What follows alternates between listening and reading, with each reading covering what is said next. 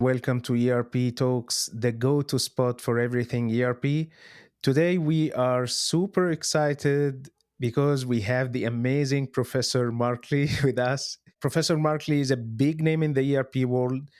It's going to be a great chat that you won't want to miss. And if you like what you hear, don't forget to give us a thumbs up and share this episode with others.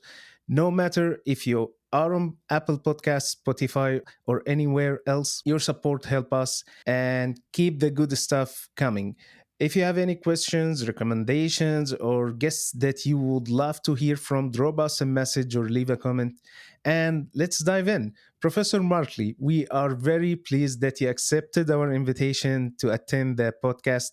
And it's truly an honor for us to have you in the podcast. Well, thank you very much. I apologize that it took a little while for us to schedule this. I'm right in the middle of a semester here, so my schedule is fairly hectic. Yeah, but finally we have you.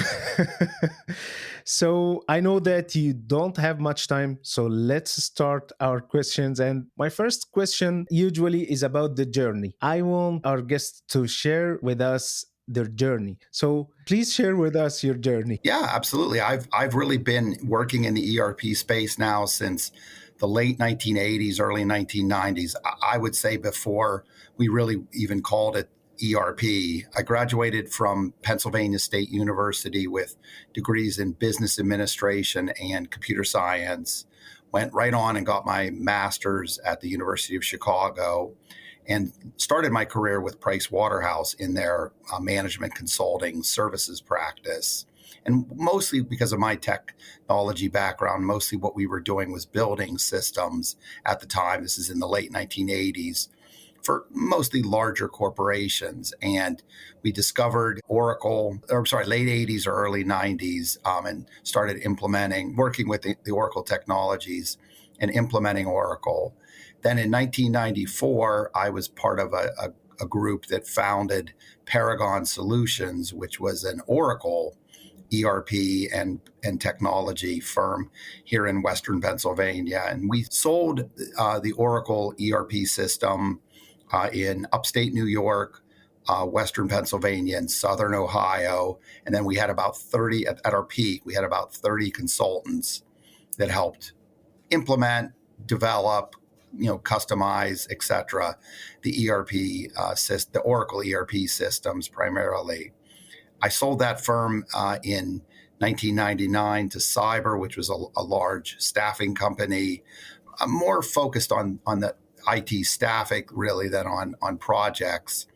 First, the merger went well, but eventually it was time for me to move on. And so I ended up kind of reforming that company. We did a little bit more. We also included some PeopleSoft and JD Edwards ERP consulting. We formed a second firm called Corporate Solutions in 2001.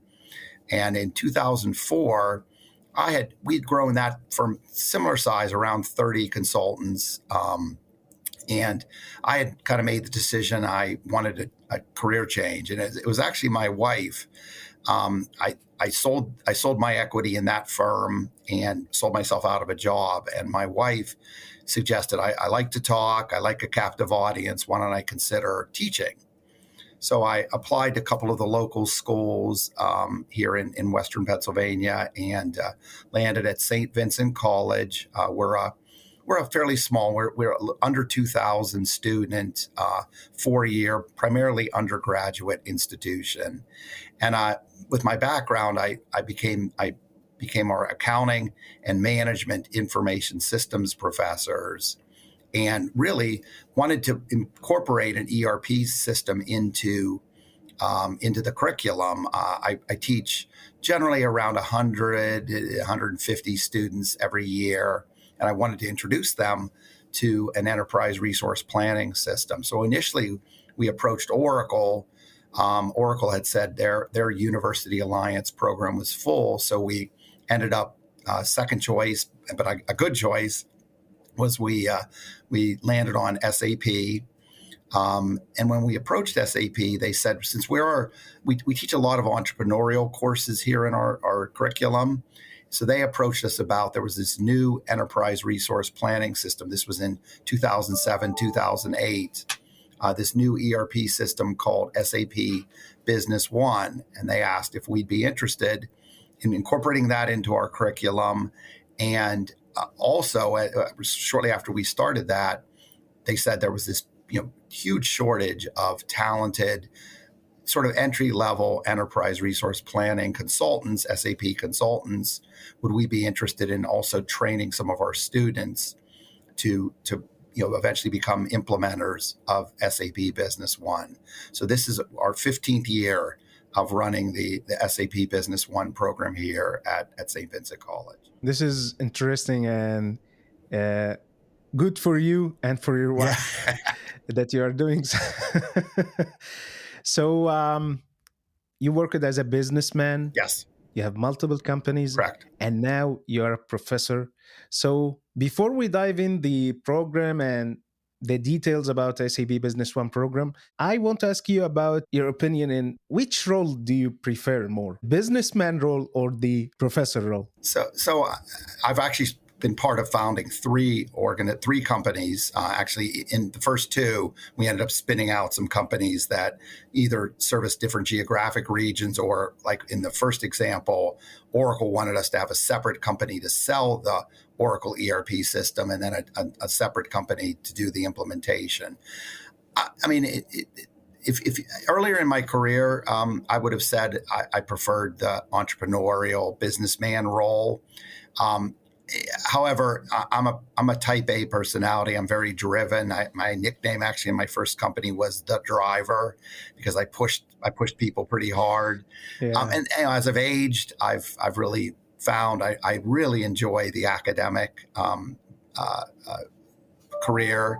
I've been fortunate to mentor hundreds of students. I've taught now over 2,000 students in my almost 20 years here in academia. So that's a really hard question to answer, because there's no perfect solution for that. I don't like grading exams, so that's one of the downsides of working in academia. But I really enjoy engaging and working with teenage, end of their teens, beginning of their 20s, sort of helping them form and get launched in a technology career. So both are great. There's pluses and minuses, as there is in everything in both sides of that.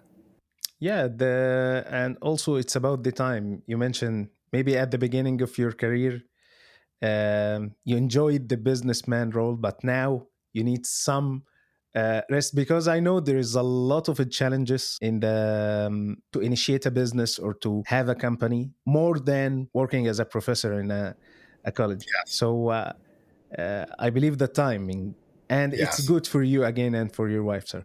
So I didn't know that SAP or Oracle or those ERP companies have something like that on the colleges. And it's really smart from them, because as they mentioned, the market need those talents. And I didn't know that. So if you can give us more details about this program and how people can join if they want to. Yeah. Perfect. So regarding SAP Business One, so as a student that will study SAP Business One, I will study SAP Business One from the business perspective or from the development, or it's everything. So I mean, if you're someone considering either a bachelor's or a master's degree, one of the things I would do is talk to the school, talk to the universities that you're applying to find out.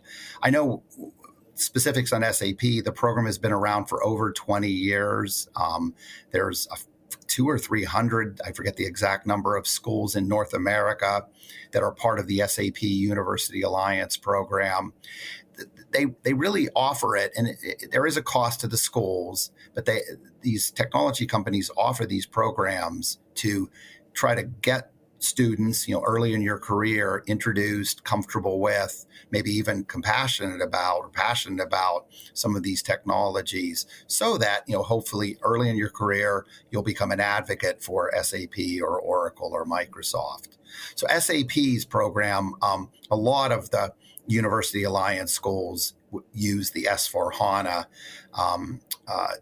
ERP in their curriculum. We're one of only a few schools worldwide that has incorporated Business One into our curriculum, and it works well for us because since we are one of the few schools, we've been able to train quite a few students, and I'm happy to talk about those numbers and land them both internships as well as many of them full-time job opportunities upon graduation from the school. So it's all the technologies, pretty much anything SAP sells. They offer to the universities. Sometimes it's a little bit delayed, but they offer to universities. A lot of the curriculum is at least partly developed so that you can incorporate these technologies fairly quickly into your courses. And as I said, there's a few hundred schools in North America that use the SAP technologies in the classroom, training their students on again, different technologies. One of the other things, one of the really fun technologies SAP has introduced is they run a program called the ERP Sim. So it's a simulator that a lot of universities use to teach maybe their policy and strategy courses. So often business schools have a capstone course where they're having students kind of bring the strategy, the marketing, the operational knowledge together and run it in a simulation environment, that's competitive. And again, obviously, this is something done over maybe a 3 or 4 month period of time. ERP Sim, which runs on top of the S/4HANA system, is one of the technologies that SAP has put out there in the marketplace, and it's become very, very popular. Our school uses that in our supply chain courses, again, to try to help students grasp and understand some of the technologies, some of the business processes around supply chain. Perfect. So regarding SAP Business One, so as a student that will study SAP Business One, I will study SAP Business One from the business perspective or from the development, which or it's everything. So I'm a business professor. So we primarily focus on the business processes. And I think one of the questions we talked about earlier here that I'm going to jump right to is it's much easier for me to teach the technology and the software. The challenge of the program is teaching students the business processes. I'm sure everyone's probably encountered that. Great example, I'll talk about what a bill of material is or what a production order is, and to practitioners, those words have a lot of meaning, and we understand conceptually what they are, but we also understand practically what they are. Most students don't know what a sales order is, don't know what a production order is, don't know what a purchase order is. It's interesting. Sometimes I'll get some students that maybe have taken a role in their like an entrepreneurial role in their small family business, and I actually enjoy having those students because they often have more of a knowledge about the business processes. And I can spend more time with them on the technology and on the software, not as much time necessarily having to try to help them understand the business processes. So one of the things our school has done here recently to help with this is we've built we call our OE Operational Excellence Lab.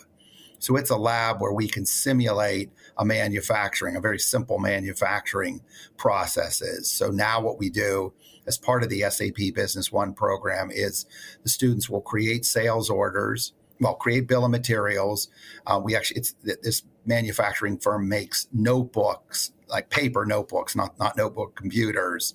So we build the bill of materials, we create a sales order, then we go down into the lab and the students run the machinery, bringing all of the items out of the inventory, fulfilling the bill of materials, fulfilling the routings to actually manufacture the product, release it back into inventory, and then they're able to deliver it to the customer and bill the customer. So again, it helps them to conceptualize, to understand, to get some hands-on experience, better understanding the business processes, not just the technology. Yeah, this is really awesome because all those years I was thinking about that. People or ERP consultants need to focus more on the business. The software itself is not a big deal. because at the end of the day, the customer can use the software. But if you don't know how the business suffers, how the business, what is the business needs, I believe that this is 80% of the ERP. Yeah, To Yeah, it is. yeah. Yeah, it's hard to put a exact percentage on it, but because obviously the more you know the software, the easier it's going to be to help with an implementation. And that's primarily where my students get hired. I've expanded the program over the years, but it really started on entry level SAP Business One consultants going into either support roles with companies or junior consulting roles with companies. And you're right. I mean, part of why a lot of times they were starting support was because they knew the software quite well, but they just did not understand the business processes well enough. They would struggle to translate what the customer was saying into what they actually needed to do, what they needed to set up in the software. So, do you think that also, because this thing I was thinking about all the time, do you think that there is a specific material or a specific course that ERP consultants should take related to the business? So, in SAP Business One Academy, and I know this academy, you will see how you can do a sales order, how this will affect the inventory, or how the delivery will affect the inventory, how do you do the AR invoice. But I'm talking about business. Let's say there is a wholesaler and they are doing X, Y, and Z, or anything related to the business itself. Is there anything that you can tell us about that people can focus on? So I would say there's three sets of courses that really, I find the students that are best prepared come out of these, ideally all three, but it's often they're not necessarily based on their major. They can't take all three. They're stronger accounting background because at the core, all ERP systems feed and update the general ledger. And, so often I'm actually implementing Business One right now at a customer. And some of the questions that often come up are around, what impact did that have? Did that hit the right set of GL accounts? So number one. Secondly, supply chain, because there's so much of the concepts that students don't really understand comes back to things that you're going to learn in a supply chain or sometimes multiple supply chain courses. And then something that I think is unique to our school. So we have a operational excellence minor here, an OE minor. And one of the capstone course of OE minor, and I love taking students out of this minor, is a green belt course. So it's a course where they end up getting their green belt certification, which is a continuous improvement, Lean Six Sigma background. It's just the entry level certification, but what it teaches them a lot is how to listen, how to document, how to analyze business processes. So again, it's rare. It's almost never do I get one student that has had all three of those. But like I find students with strong accounting backgrounds or supply chain backgrounds are great. And, again, they have better understanding of the business processes or the accounting. And then if they are able to take the green belt certification course, that really helps them to prepare to be a consultant, to prepare on how they go through some of the analytical aspects of implementing an ERP system. Those students are so lucky. I agree. I wish I'd have had a course like this. Yeah, I me kind of too. fell into ERP. All the guests came here in ERP Talks. None of them study ERP, then he is an ERP consultant. Right. None of them, 100% of them. They are. I was working in my company and they started an implementation. Then I started my career at this point. and the firms I owned, that's where I ended up, we found a lot of our consultants by rating our former customers, where they would have learned the software, they'd have been through the implementation, they became super users, right? And one of the things when I recruit students now, that is one of the things I tell them is this is your entry. Some of you will end up working with Business One. Some of you will end up working, just with other SAP products. But many of you, this is going to get you into the technology field, and many of you, this is going to get you into ERP. And I have students that are working with Sage, Acumatica, a number of the different Oracle, number of the different ERPs. But again, this was the launch board or springboard for them to get into that field. And that's also perfect thing for the market, because many failure implementation, in my opinion, is because of the consultant at some point. Yeah, so it's very good, and it also makes us try Sure. to learn more, educate ourselves more and more, because now the market will have very talented people.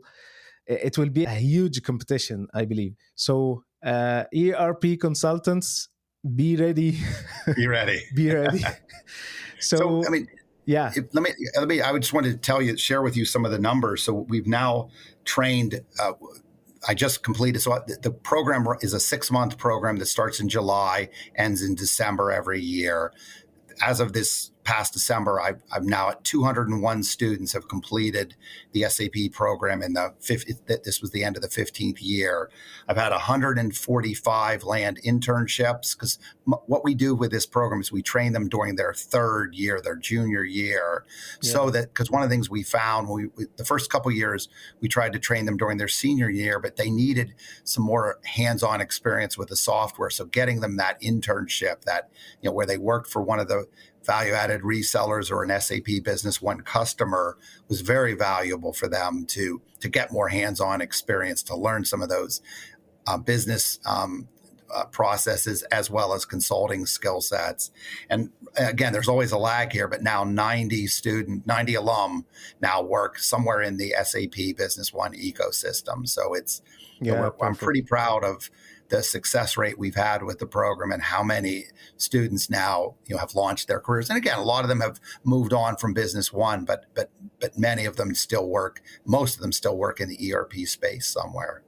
Perfect. But to make sure that I understand this 100%, so this program is exclusive for students in St. Vincent College? Correct. Yeah. And nobody can attend only the 6 month. That's actually not a St. Vincent requirement. Yeah. SAP's University Alliance agreement that they have with all schools, only graduate or undergraduate students in the school that are matriculated at the school can take the training. At one point we looked at it. We have a small business development center here, and we actually reached out to SAP as to whether we could do some of this in that SBDC, and again, they said, and it's clearly defined in their agreements that they must be matriculated students. Okay, perfect. So let's move to the next question, and it's also related to this topic. Do you believe that it's feasible for someone to self-learn SAP Business One independently? I do. I mean, I think there's a lot of good resources out there now on the SAP sites. I use a lot of the materials right off of the Learning Hub. I enhance them. Again, part of what I've got to train is people on the business processes, because again, these students most of the time haven't had much real world business experience. But yes, I think someone who's got some good business knowledge, understands business processes, maybe has worked with an ERP system in the past, I think could use the Learning Hub materials.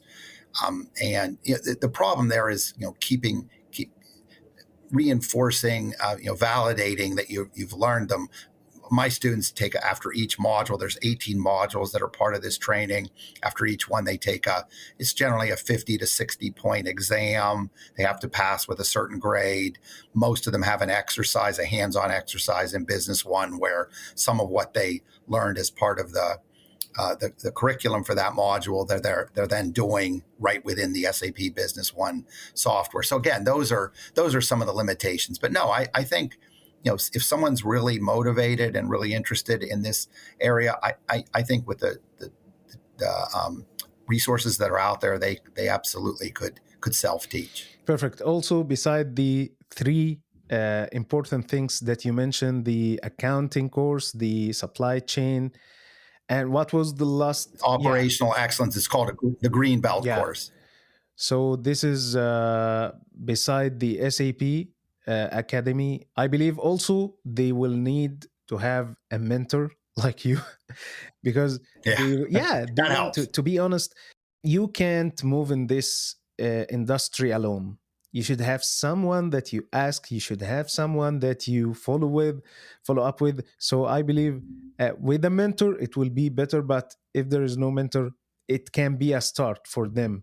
Then maybe they can work in some company or in some place that they find their mentor.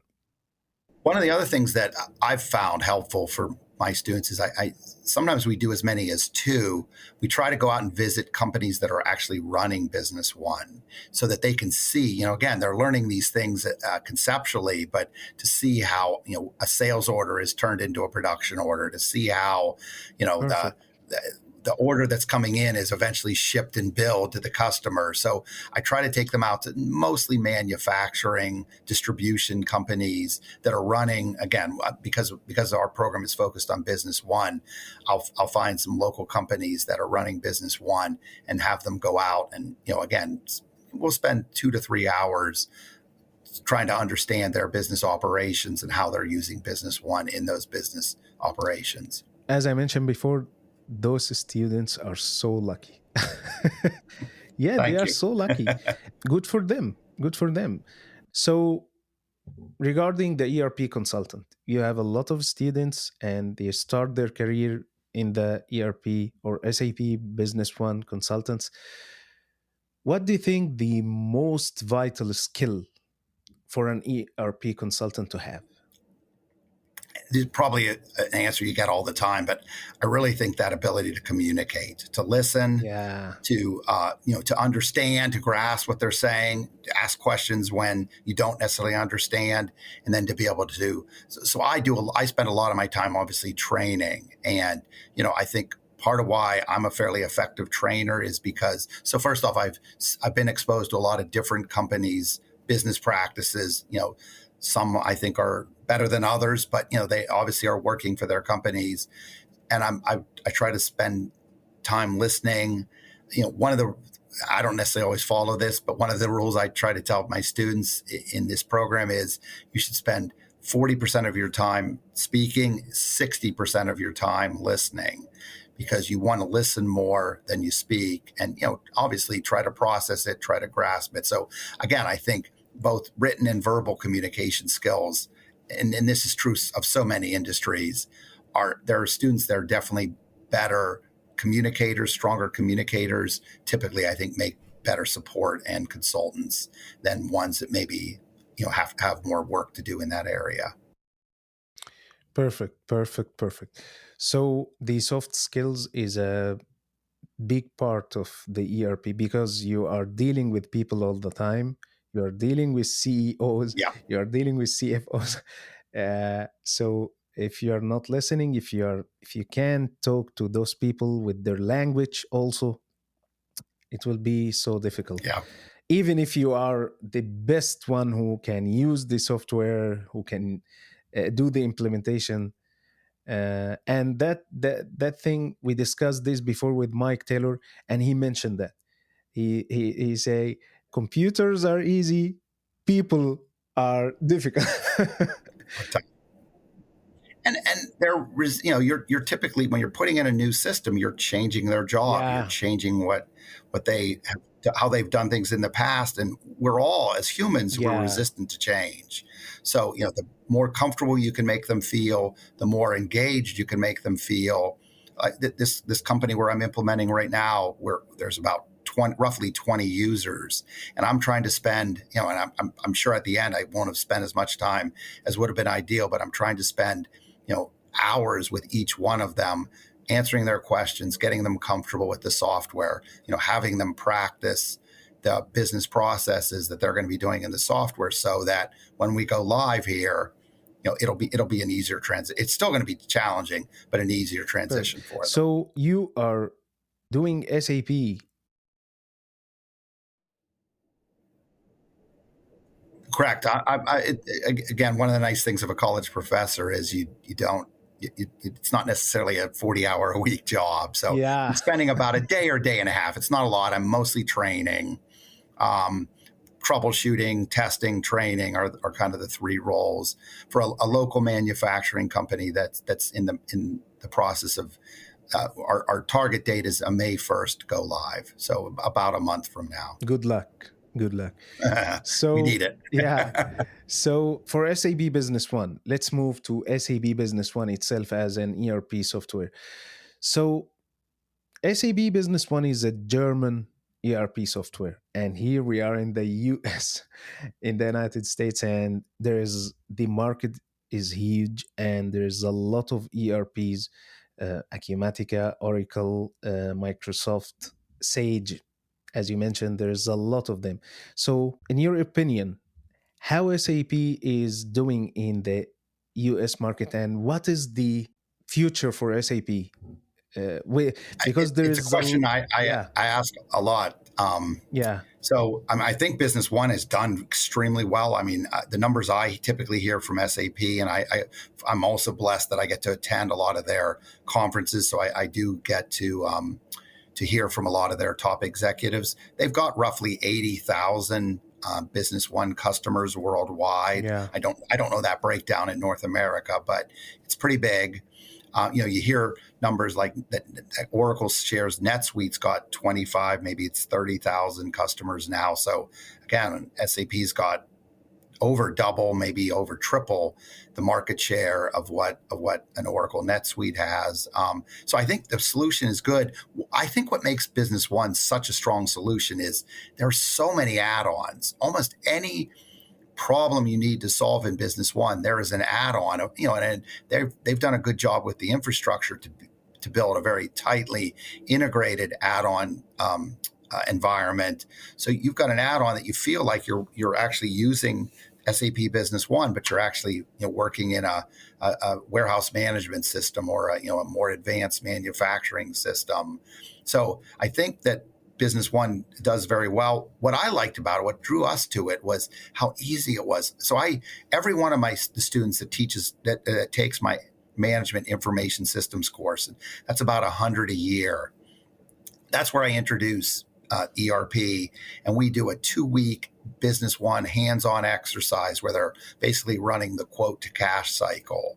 These are 18, 19, maybe 20-year-old students who've never used an ERP system before. I give them 10 to 15 minutes of basic training, and they're all able successfully to navigate the software. So I think it's intuitive, it's fairly easy to use.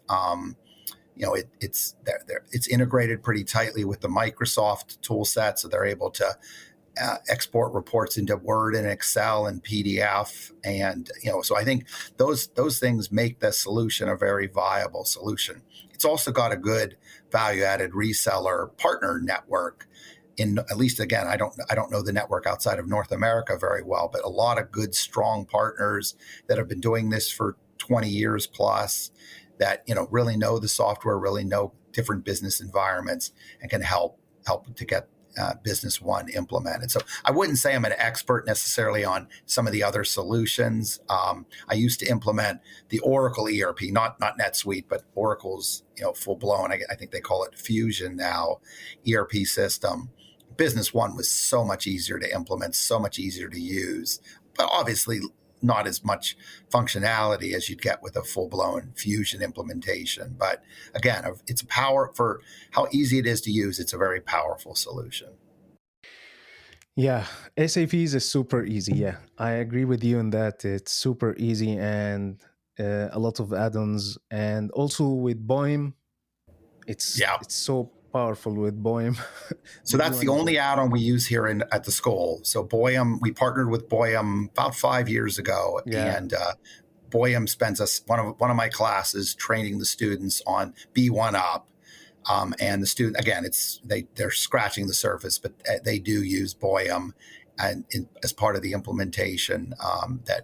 So we end the course by doing a 3-day mock implementation where we're actually from scratch installing the software, configuring it, running transactions through the system, seeing where the expected results don't meet the actual results, doing another implementation, and running transactions through the system again. So it kind of gives them, again, in a very abbreviated format, the feel for what it's like to go through a go live.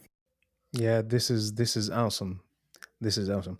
So for SAP Business One again, you did a lot of implementations, and as you know, there's a lot of what we say. So starting from the pre-sales to the blueprint to the realization to the go live.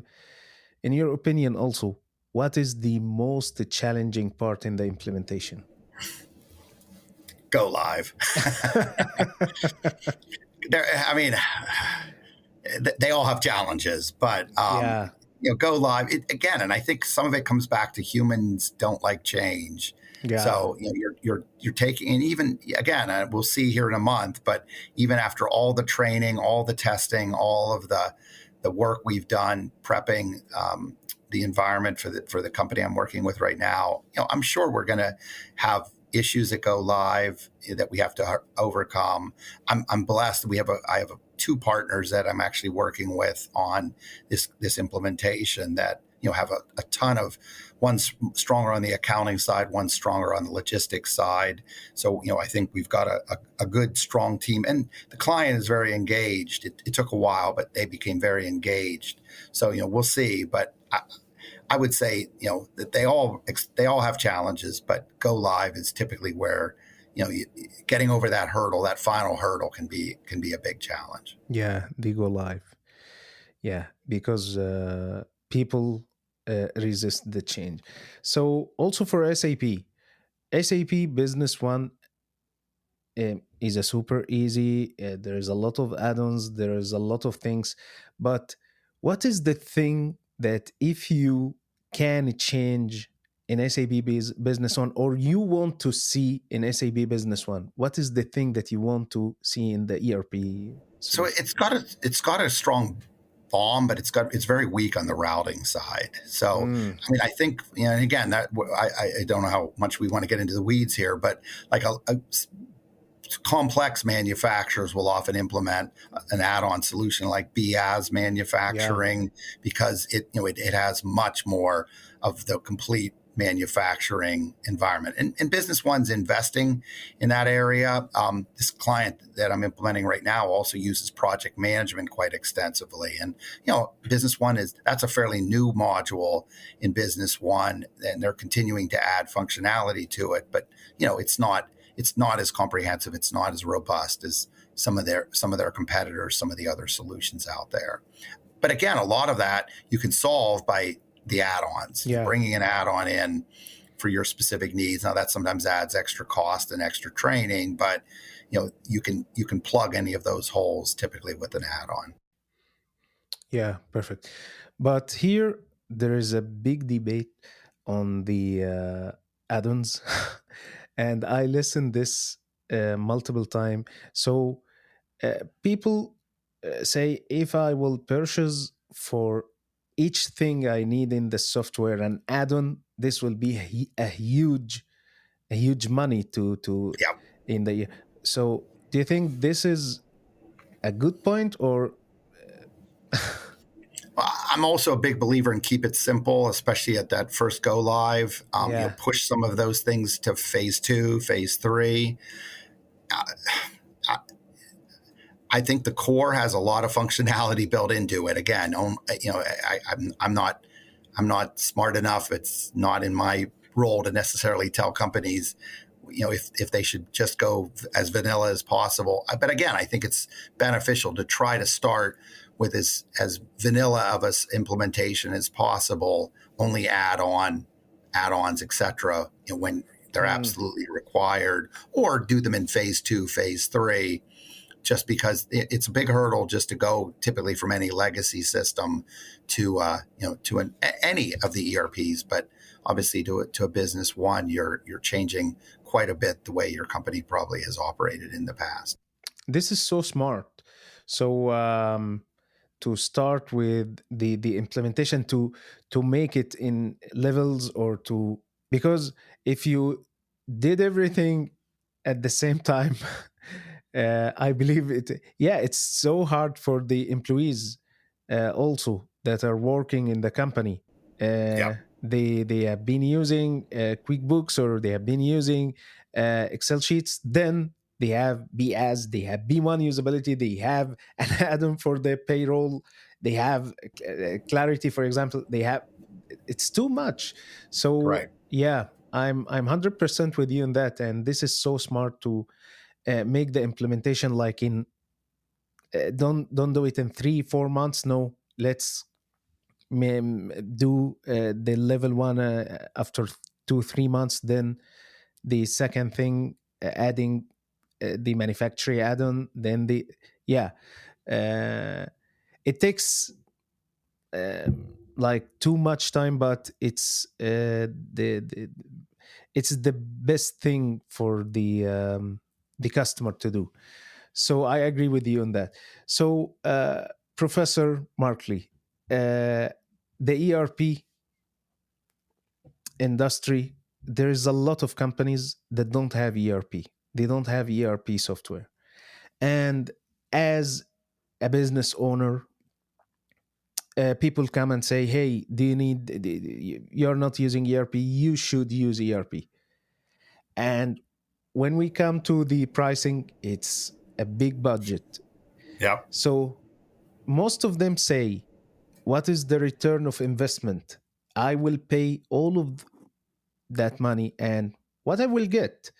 So, in your opinion, uh, I know that it's worth to have ERP, but in your opinion, what to say to those people who are saying that, what is the return of investment if I pay all of that money And on ERP? it's tough with ERP because some of it's soft and hard to quantify, hard to measure, those return on investments. I mean, I think number one, you've got what I teach again, and I teach this in my MIS class, is a big return on investment for ERP is having integrated financials. That's so huge. When you do set up the GL account determination in Business One, you know that all your transactions against inventory, all your transactions against your warehouses, et cetera, are going to be recorded properly in your chart of accounts. You're not going to have to go in and make manual journal entries. So financial information, integrated customer information, having that integrated view of your shipping to your customers, your billing to your customers, your customer service, et cetera. HR often having more integrated, more control over your HR, again, based on some of the add-ons you may bring in. I think those huge, maybe initially not necessarily cost savings, but eventually can lead to big cost savings. And just by having that integrated view, things are going to be more accurate. Great example that we often talk about.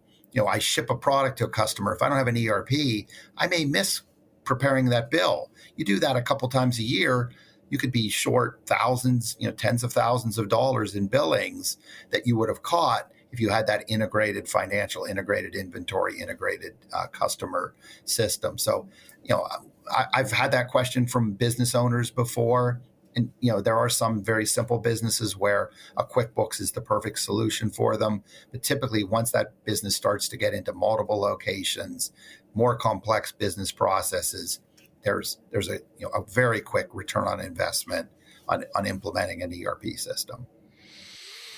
Amazing, amazing. And this is a great answer. And ERP worth, I believe in. I see a lot of companies um, suffering without using Right. SAP or using an ERP. And after using the ERP, I saw how those, uh, because sometimes you don't see the issues, you don't see it. Every day you are at Right. work and you don't see it. And after, like the this glass, you Yeah. just wear, oh, I can see everything. It's the Much same thing. clearer. Yeah. Yeah. And also, um, the answer that I say all the time, what is the return of investment? The return of investment that this business will be moving smoothly, and it will not be a one-man show anymore. Right. If Yep. this guy left the company, the system's still here, and you can hire Yep. somebody that can work Great on. point. Yeah, this is the, and for that reason, I believe a lot of employees don't like the ERP because he want to be the Superman guy in the company that do everything and nobody knows what he's doing. No, after using the ERP, everybody will know what is going on, and Yeah. especially the Exactly. owners. Especially more senior management will have that ability. And, now too, with a lot of these, the data analytics capabilities of a lot of these systems, if you don't collect all that information, you're not going to be able to leverage that information to make better decisions or to get, gain insight into your business because you're not collecting the information. ERP systems, again, is only the first step, but is a step towards, now having a more central repository for all of the key business metrics, key information about the business. Yeah, exactly. So, moving to the business, let's move to the business, and it it will be the a single question about the business. You have been working as a businessman for many years, and you have um two companies. You Three started, yeah, three companies. I'm three sorry, companies. and I believe you learned a lot from this. Yeah. So, what is your advice for anybody starting his company? Mm. What they should do, what they should focus on, what they should uh, start with? So, And I mean, yeah, I've been asked this kind of question a lot too. So, it's funny that the three of us that launched the first business, Paragon Solutions, in 1994, none of us had ever been business owners before. We were all fortunate. We were all married. We all basically took no salary or very, very low salaries because our spouses were all employed and making decent salaries. So we really bootstrapped that first business. Um, I think most businesses fail not because I think a lot of times business owners, business founders have great ideas. It's the execution, it's the cash flow, it's, sticking to it long enough to see it become successful that a lot of people, either can't afford to do that or just don't stick with it long enough to be successful. So, what my first piece of advice is always, validate your business idea. I'm a big believer in I don't put together. So I worked for a while in the Small Business Development Center here at St. Vincent College. And there we would help companies do very comprehensive business plans. A lot of times they needed loans or, they needed investments. So they needed to put something down on paper. I'm a big believer and always have been in doing at least a minimal business plan. Validate some of your ideas, validate your financial projections, as best you can. Get them on paper, because a lot of times when you see them on paper, it's going to make you realize, maybe I'm making some assumptions here that aren't necessarily valid assumptions. But then once you start, be flexible. There's going to be times where, I know I really like spreadsheets. I do even personally, I put a lot of spreadsheets together.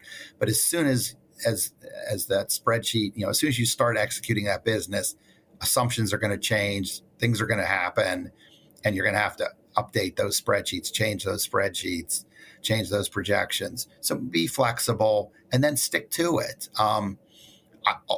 All three of our businesses that I've been part, and I've had three different sets of partners that I've launched all the businesses with, have all been, different levels of successful, but have all been successful. I've been able to do profitable exits from all three of them. And, some of it, one of the things I learned with myself though, is I'm not a real patient person. So that's why I've really enjoyed academia, because there's so many differences here. Every semester is basically you're starting over and you're learning new students and you're, training on new technologies. Where for me, typically most of my businesses, I would last 4 to 5 years. And then I was ready to move on and try something different. Maybe don't be like me, because I probably missed out on some, bigger potential paydays if I would have stuck with the businesses for a longer period of time. But again, that's the way I'm wired. And, I would caution people maybe to try to stick with it a little bit longer. But being an entrepreneur, I have two daughters. I would say after, the birth of my two daughters, the feeling you get when you start, launch, and grow a business, a successful business is a tremendous feeling of accomplishment. Yeah. So a business plan, uh, validate your Persistence, ideas. yep, being persistent, Yeah, persistent, stick on it, and also be patient. It takes time. yeah, So, exactly. yeah. And I think I remember this very well with this third business. We thought we were going to be I started a business that helped companies with regulatory and quality engineering in the medical device field, and I had two partners that knew a lot about that particular industry. But we started thinking most of our customers were going to be startups, and within 6 months, maybe even less, we came to realize no, we really needed to do it with more established businesses. These startups just weren't either weren't at this right stage to need our services, or they didn't have the financing to need our services. So, once we pivoted to companies that were already shipping product, early stage still, but we're shipping product, maybe we're venture capital backed, so again, we learned some lessons early on. We pivoted, we Yeah. made changes to our business approach, business plan. And, I exited that business about 10 years ago, but my partners grew that to be a really successful business over the years. Yeah, this is great answer. And personally, I needed to listen to listen that from you, sir. So we have two more questions, and the first one is related to the life. Uh, so you, given your extensive experience, what is the advice that you offer for everybody to achieve success in life, and what is success in your Uh, from your perspective in that's a life? really hard question. Yeah. I I I mean, know. ultimately, you want to strive for happiness. And, I think one of the Mhm. things that's been great about transitioning, from having some successful businesses into academia was I get a great sense, a great feeling of that I'm helping others. And again, it not I don't think everyone necessarily in academia feels this, but great examples. Last year, my wife and I got invited to 6 weddings of alumni of my SAP program. 2 of them marrying Oh each my other god. that met in the program. And this year it's 4 weddings, so not quite as Yeah. many, but I'm still, because again, it's been 15 years now since I've launched this program. So, I have some graduates out there that are now in their mid 30s and starting to themselves have some pretty good success. A couple of them have even started businesses. And so, that I feel right now, like I was very blessed in my life. I made some good decisions. I made some bad decisions, but it paid off pretty well. And I've been able to give back. I've been able to help mentor. I've been able to help launch the careers for some of these students. And definitely huge reward is them keeping in touch with me. And, I love that a number of them have invited me to their weddings and other important events in their lives over the last 3-4 years here. And this is a perfect value, because at the end of the day, people will not remember how you were the best ERP consultant. No, they will remember how you treat them well, how you care about them. So this is really beautiful thing from you, sir, and a very beautiful value. The human thing, the human thing. So the last question, and I was really enjoying this Well, episode, thank sir, you. and I hope we have another one, and I hope we can meet maybe one day, maybe when I come to Pennsylvania. Yeah, exactly. Just outside of Pittsburgh. Yeah, sure. So I have a friend in Pennsylvania. Maybe I will visit him in the next 2 months. Maybe I can text you, sir, and Yeah. maybe we can meet. So my last question for you is a suggestion from you. If you suggest a book in the ERP, or a book in general life lesson. So it's a book I actually use in my curriculum here. Yeah, It's called Lean IT. So one of the things again that I think differentiates our school is this focus. Not all of our students, but we have a huge number of students that either get their undergraduate a minor in operational excellence, or we actually have a master's of science in management operational excellence MSMOE program. I recruit SAP students out of that program also. And so one of the books I've been using for the last few years and recommend to my students is a book called Lean IT. It's an older book now, and I don't think they've ever come out with a second edition, but it talks about how, again, because I think the whole concepts of lean, waste reduction, best business practices, best business processes, improving business processes. This book takes a approach towards how the IT organization can be leaned out, and I've found it very useful. I apply a lot of the logic around OE in my own personal life, and trying to minimize and trying to reduce waste. I think it's a not a bad way to live, not a bad way to feel you contribute. And again, Lean IT. It's been out for over 10 years now, because I've been using it for almost 10 years in the curriculum. yeah. Is a book. It's an oldie but a goodie. I will search on that book, because I didn't read before, but I'm searching on it now. But I found it. So I will send to you the link just to verify with you Okay, that it is sounds the good. correct one. And a huge thank you, Professor Markley, for sharing those insights with us today. And to all of you for tuning in. Remember, if you have got questions, suggestions, or there's someone you would love to hear on the show, just send a message or leave a comment. Don't forget to like, share, and subscribe to keep the conversation going and help us reach more ERP enthusiasts like you. Until next time, keep exploring the vast world of ERP, and we will see you in the next episode. Stay connected. So, Professor Markley, thank you again. And I really enjoyed this conversation with you. Well, thank you for hosting me, and best of luck and best of success for all of your future ventures. And again, I can't thank you enough.